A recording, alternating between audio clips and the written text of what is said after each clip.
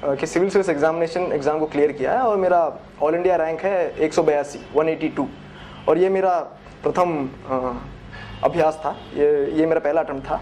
और सिर्फ मैं ही नहीं, इस वर्ष के topper first rank doctor Faisal Shah और थर्ड रैंकर मिस ईवा सहाय, सबका ये पहला अटेम्प्ट था। ये मैं इसलिए कहना चाहता हूँ क्योंकि एक जनरल नोशन है स्टूडेंट्स के मध्य में कि इस एग्ज़ाम को पहले अटेम्प्ट में क्लियर नहीं किया जा सकता है और 2-3 साल लग जाते हैं।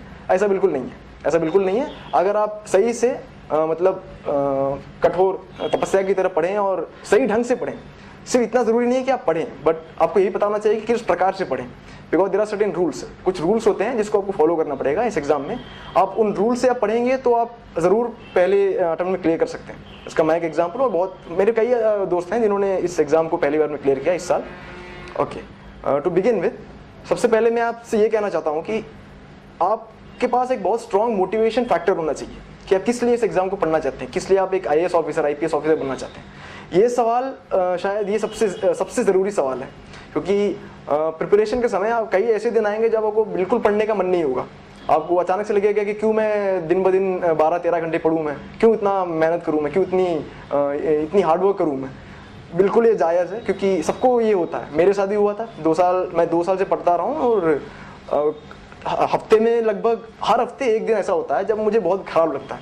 अचानक से मेरा मोटिवेशन लेवल ड्रॉप हो जाता है, मैं अपने आप सवाल करने लगता हूँ कि क्यों मैं पढूं।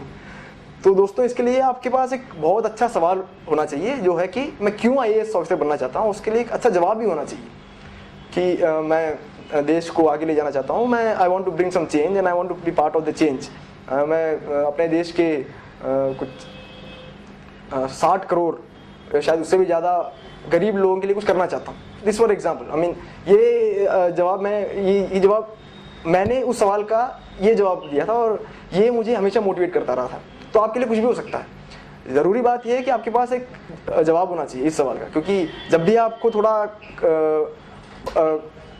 कठिन पढ़ाई के समय आपको मोटिवेशन ड्रॉप हो जाए तो आपको ये जवाब आपको मोटिवेट करता रहेगा। उसके बाद कोचिंग सेंटर्स फॉर एग्जांपल, कई लोग सोचते हैं कि बिना कोचिंग सेंटर्स के क्लियर नहीं किया जा सकता है। ये गलत है। बिना कोचिंग सेंटर्स के भी क्लियर किया जा सकता है, लेकिन कोचिंग सेंटर्स, आप कोचिंग लेते हैं तो आपका काम आसान कर देता है। आसान इस प्रकार से वो आपको मटेरियल देता है, आपका प्रिपरेशन मोर ऑर्गेनाइज्ड हो जाता है, मोर सिस्टमिक हो जाता है with the help of coaching centres. तो उस प्रकार से कोचिंग सेंटर्स बहुत जरूरी थे।